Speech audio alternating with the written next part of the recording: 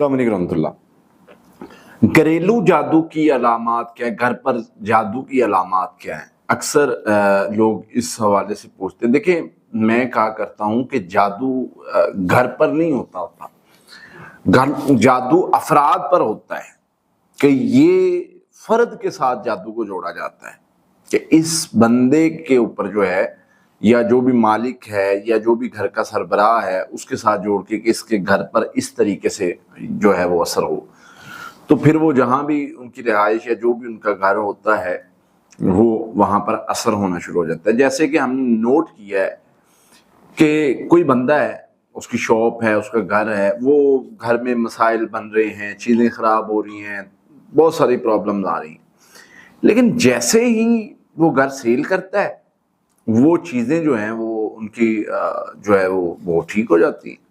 اب جادو تو گھر پہ تھا، لیکن وہ مالک بدلنے سے وہ کنڈیشن کیوں بدل گئی؟ کیونکہ جادو کا تعلق مالک کے ساتھ تھا، اس اونر کے ساتھ تھا۔ اب یہاں پر کچھ میں آپ لوگوں کو ایک دو چیزیں بتانا چاہتا ہوں کہ جس گھر میں بیماری نہیں جا رہی، جس گھر میں خون کے چھینٹے آ رہے ہیں، پانی کے چھینٹے آ رہے ہیں، اور پانی بھی زرد رنگ کا، اور اسی طرح آگ کا لگ جانا، یا اس طرح کی بہت ساری چیزیں ہوتی ہیں جو جادو کے مسائل کے مریضوں میں یا اس طرح کنڈیشن میں ہوتی ہیں، اس میں کیا کرنا چاہیے؟ ہم نے اس گھر میں اثرات تو ہوتے ہیں، ظاہری بات ہے کہ مالک پر اثر ہے، لیکن اس گھر کو بھی افیکٹ کرتی ہیں وہ چیزیں۔ اس گھر پہ پڑھائی کرنی ہے، اس مالک جو بھی اونر ہے وہ خود پر دم کروائے یا خود پڑھائی کرے یا رقیہ دم سنے، تو اللہ کی رحمت سے یہ شر ختم ہو سکتا ہے۔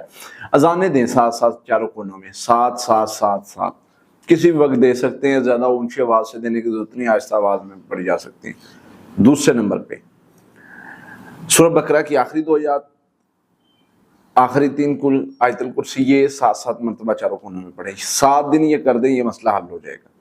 باقی جو اونر ہے وہ خود حفاظتی پڑھائی پڑھے، رقیہ دم سنے صبح و شام ریگولر، اور اللہم انا نجعلک فی نحورہم ونعوذ بک من شرورہم، یہ دعا پڑھے۔ اب اس سے کیا ہوگا کہ گھر کے اندر جو شر ہوگا وہ بھی ختم ہو جائے گا، جو اس مالک کے ساتھ جڑا ہوا شر ہوگا وہ بھی ختم ہو جائے گا، اور اللہ تعالیٰ خیر والے معاملات فرما دیں گے انشاءاللہ۔